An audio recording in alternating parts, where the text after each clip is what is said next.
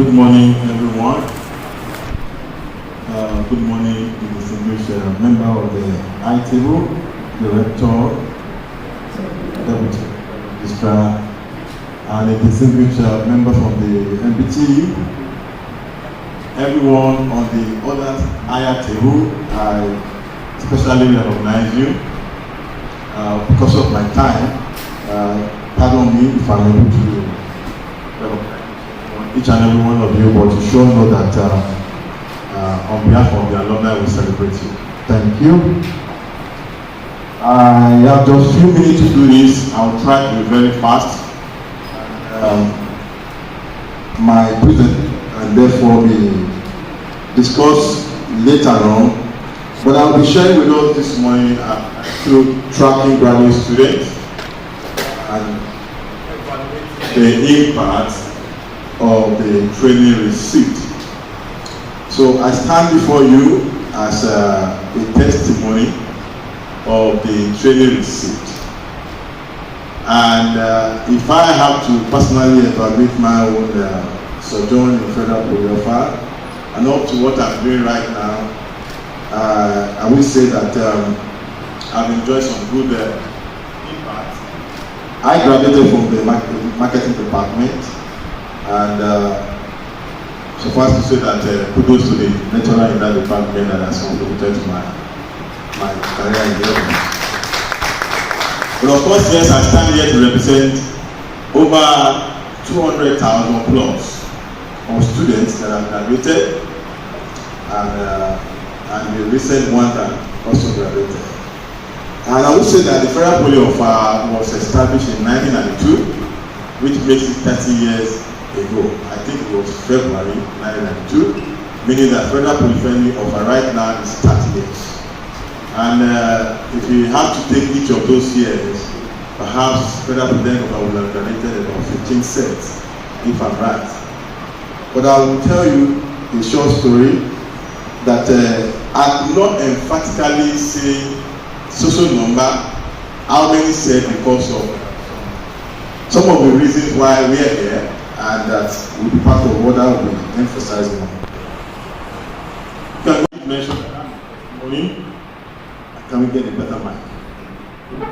Now, having testimony of graduates of this school, it also has a list of some names that you can see on the board of people that are also graduated from here and are making waves in the industry. Of course, the list is very large, but I just mentioned a few names there. And on a particular note, I will mention the first student union president of the Federal FEDPOFFA, Engineer Kola Lamidi. Engineer Kola Lamidi, of a particular note, right now works with Friesland as a director. He oversees sub-Saharan Africa, about 15 or 20 countries. He barely stays in Lagos, he moved around the country. And he said this to me when he was promoted to be a director. And they asked for his profile. And when he gave it to them, they said he should remove Federal Polytechnic. I said, if you will not publish my profile, because I cannot remove it, they don't publish it. Because it was bold enough that they are doing some useful things there. And I think he graduated from engineering department, so engineering lecturer, you can give kudos to yourself. So many others like that. We have Professor Rashid there, who is also a lecturer at the University of Ilorin. So we have great and mighty products that we have produced. But of course, yes, these are the few that probably you will even say, I know, and probably will come by, I would have shared their story with us. But the reality is that most of the people we find there will probably be the first, second, and probably myself. I got admission in 2001, even though the crisis made me stay 1 year extra. It would have been 1999 or 2000. But the reality is, after that time, for few others, it has been very difficult to say these are the people that are also outstanding as the first, second, third, or fifth sets of this school. And that's for us personally called for a serious attention. And that is why the next slide shows some of the observations we have about the graduates of this school. Of course, we have personally, my job, what I do for a living, I'm a HR and marketing consultant. I operate a recruitment firm. We do training, placement, and what have you. And I've had cause to engage or interact with some of our product and product customers. Sometimes, if this ground is for the truth, I feel ashamed. But sometimes, because I want to help, I push some of them to our clients. And then, I remember one MD was telling me, you shall want to employ you want to help your own products. So, there's difference between the impact we get here and then the possibility of getting employment, even when you want to try. Maybe, like I said, I help a number of our graduates in first time, and he will tell me something higher. I want to do more, but some of the people that ever attend the interview, I feel ashamed as a director of this company to present them. So that calls for a major concern. What are we producing? And that will take us to the next slide, which talked about what it is when we talk about failure. The joy of every one of you seated here and many other lecturers will be, you see your product and say, I'm proud to have been part of people that trained you. It is not enough to just dish out graduates, push them out, but how much of impact have you made? The truth is, the department has graduated form, of course, in the days that I know, did a lot of things, a lot of work. I remember I attended an interview with Nestle, and I went through 9 levels interview with Nestle, and I got the job. I was a fresh graduate of Federal College, but luckily for me, for those that know me, I qualified as a charter marketer before I left this school. For those that know me, I produced my first school as a student of this school. And those are the inspirations I gathered from my department. I don't know who else has repeated that as chartered from any department. I don't know, recent. Especially in my department. And that's again a challenge to the lecturer in my own department. I will be able to produce graduates that are chartered before they graduate from there. And anybody also produce his own book after me from that department. So we should, as a matter of challenge to ourselves, that what are the things that are causing this challenge? Number one, I'm happy when I meet some of our lecturers and I see that they are now PhD, because in our days, who is a PhD holder, and I'm not too sure who is again. But these days, of course, there are many more PhD holders, which attest to the fact that the quality of what we then give out should be different from what we even benefited or enjoyed as students. So, the approach, the teaching approach, cause for concern. And I must not lie, I feel there has been a lot of challenge in how we train. The reality is that I train. From here, I'm moving to Edo State and I'll be doing some level of training. From Edo State, I'm moving to Jos to do some level of training. So, the way we train before now is different because, well, you know, the children of these days, their priorities are different. So, the learning approach will be different. And I say go to this, I've attended universities, both locally and internationally, and I tell you that you ask yourself, why is it so difficult to impart knowledge in this environment? Why does imparting knowledge come with intimidation and harassment? Can I really learn under that environment? So my lecturers, it's a challenge to us and this school, as we do this work, to look seriously into the teaching approach. It can't be by intimidation. It can't be by trying to say I'm a superior person to you. I teach people that are older than me, far older than me. I teach PhD students right now. And I finish from here with HND. But of course I've improved on myself. But again, what I'm saying is that we have products that have done well, even with their first degree or what diploma from here. So the content, the level of impact, how do you even measure it? Do you measure it? Do we have a yardstick as a school to say the level of impact we teach out? Do we just produce? There were teaching environment, of course, written by the privilege of being a member of the council. We went around the school facility and I had the chairman saying, I can't even allow my enemy children to stay in this hostel and then to learn under this environment. The classes, the teachers, everything is dilapidated and so terrible. And the other part is the student attitude. Like I said earlier, the student priorities really are different and are changing. Technology infusion has also affected a lot of things. Okay? I remember I was punished in this school as a student because I came to the campus, or somebody borrowed my book and came to give to me while one lecture was going on. And the textbook, and the lecturer punished me. In fact, he punished the entire class because he saw that book to me. And I was like, why? Because he saw past maybe one of his reference book, and he felt, how can a student have one of his reference book? If you learn in other institutions, especially abroad, in fact, they are happy that you are able to study more better book than I can only qualify because I read beyond what I taught in school. Before I did my final examination, I had qualified. As an HND1, I qualified charter, and that's a exam assessed out of the school. So you should be happy. And you have such students. You should encourage them. If I assist you from what you said yesterday, that you mentor some students that can be qualified.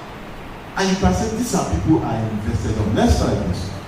So some of the critical areas that I would like to look at, how our admission is done. Of course, everybody wants to favor my own child, my own influence. But how is the admission done? I mentioned the facility, and if we are technical, what Dr. Koko said yesterday, are we really doing enough of the technical? Presently, yesterday I got a mail from one of our clients, and he gave us position about 50 positions. And last week before I came here, I met with the group MD of the community, multinational, and he said to me they need a lot of technical manpower, that he wants to beg me, that they are establishing a new company in Benin and Abure, and they need a lot of technical manpower, that we should please get them. And I look at, we have sleepless night to get those people. We can only make money when we get them, and we are looking for them everywhere. But the problem has been that there are enough jobs in this country. People lie, there's no job. There's enough job. The problem is there's not enough qualified people for those jobs. And like I said, you have been doing this job for 15 years. That's what I've been feeling for. So we need to look at that direction. So finally, my next slide. I have these 5 key points I want to leave with us. And number 1 is what I call database management. For you to effectively track our graduates and be able to make a lot of money out of the alumni, we need to have a very strong and robust database. Go to the next slide. Number 1, we need, when we were in school, so I think there was email, but it was not so prominent. But there was no telephone. As it is, go and queue at Ojale, and I will tell them ahead, I will call by 6 o'clock so that somebody can pick it. But this is telephone. So when we are getting data of the student, right from admission level, we should be able to track email and phone number at least. If they don't have phone, somebody that have phone will have calling. And then we should be able to track that by the time they are graduating, you can invite them, regularize your data. Because we need it. The great institution of the world, Harvard and Co., they are built by the strength of the alumni. The resources they are enjoying now these days is because alumni come to influence. I remember I went to Lautech for my MBA, and I remember when Lautech happened, somebody knew, we raised 1 billion naira. Student, ex-student, it can happen here. But alumni is struggling to even get data. When we ask, they look at us as if we are not serious. What can we do? I can tell you that people who have graduates that pay alumni due are less than 50. You'll be surprised. We have about 200. Sir, Dr. Koko, I want you to put this on your table. We have about 200 plus alumni that go there from this one and work here as staff. And we are working and we're going to take a strong action. They can't even pay alumni due. It's bad. Well, I may not blame them. They may not have seen the light of what alumni is doing. But the truth is that if I use my money, that's the reason I can do it. I'm giving my time and let my job be there for about 3 days. Someone that has doing that. But we need a strong database to work with. How can we track them? Where are they? I'm saying, and I'm not trying to be proud. I had to go to UK, go and meet some of my friends. I went to Canada, meet the son. I went to US, meet the son. When I was in Brazil, I met the son. But of course, how many countries I want to visit on my own money? But if you have a database, you can look, you graduated this year, we can track people. So we need a very strong database. Even now, part of the challenge that people want to process their results, they are having problems. I did a video. I went to the IDA of this school. I was ashamed. The files were on the floor. And I said to the art director, we need to do something very fast. This is technology age. And I did a sample. I brought out my phone, I scanned a document, handwritten, and I uploaded it and I transferred it immediately to text on my phone. All those records we still have people that will need them. They can be transferred into electronic format and give them. And within the next 5 years, we can start them. But they already have them secure. If anything happens, you just put them in the cloud. I just call it from the cloud and we are fine. We need a robust database to track our graduates. We have graduates that are almost becoming ministers and governors. And I can take that for free. But we can't track because we don't have records. The next one, support system. You see, when you produce graduates from here, I said, you think you are done with them. We are not. Because I'll be saying that, and I want to give a very strong kudos to that record. Really be on it because you know I'm allowing you. And it's Deputy Registrar Academic. I'm not allowing them to sleep. People want transcript, they want certificate, they want reference letter, become a tug of war. I can barely focus on my job in the office. I don't even know how to get my number. Cycle President, somebody was crying on phone. I'm almost losing my job because I've been processing transcript, I've been processing certificates. We need support system. Because if you don't give them that support, they can't rise. I worked with about 3-4 companies, and at that time, I've been on my home. So nobody, if you need my certificate now, I mean, of course, I just got it maybe last year after how many years, but it's not totally not a problem for me. But some people need this certificate. We need support instead. Because when you see them flying, that's your joy. One of the lecturers was traveling and said he was going to UK. I said, by the time you get there, somebody will come, he was surprised. Because we could track.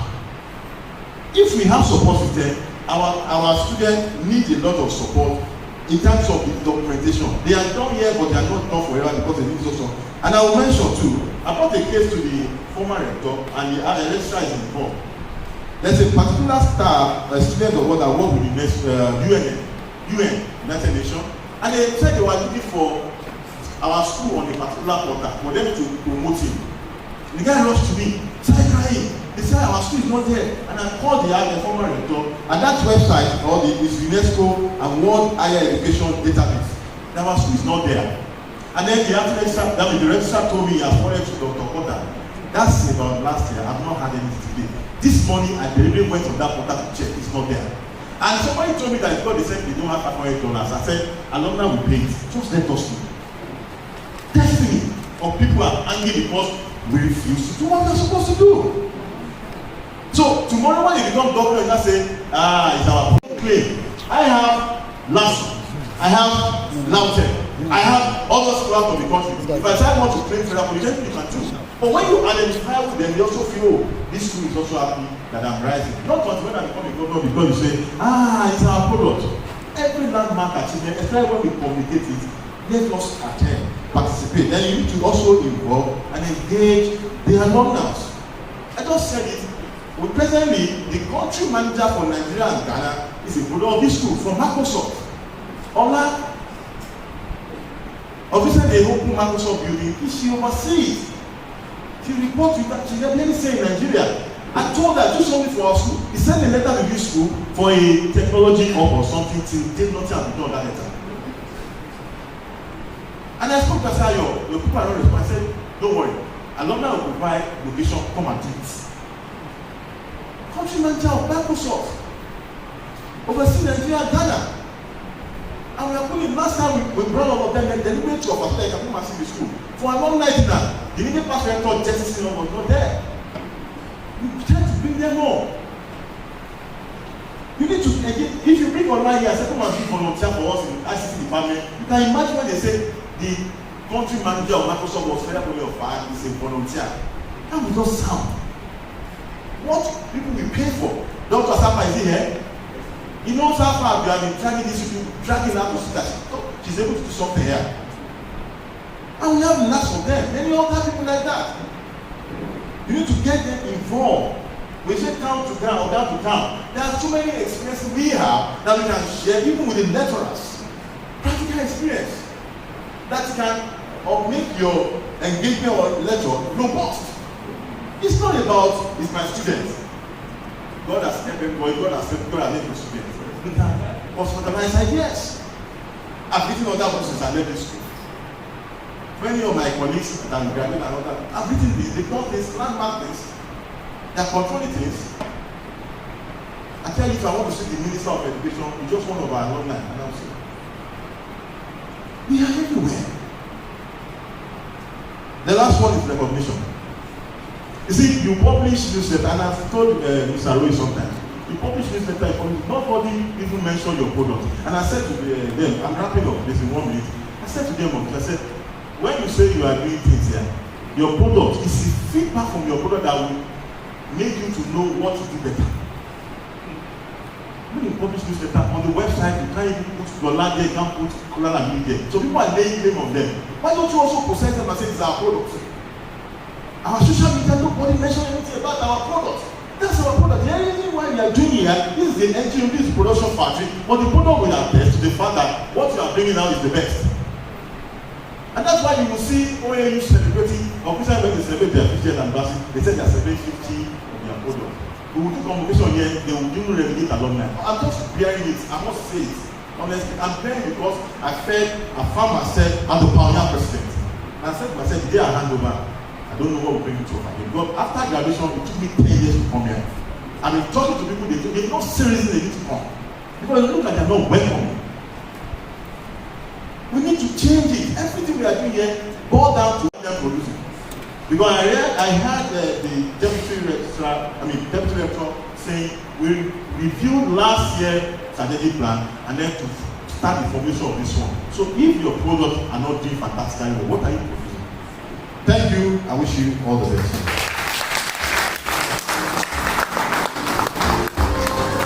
Thank you very much. Thank you.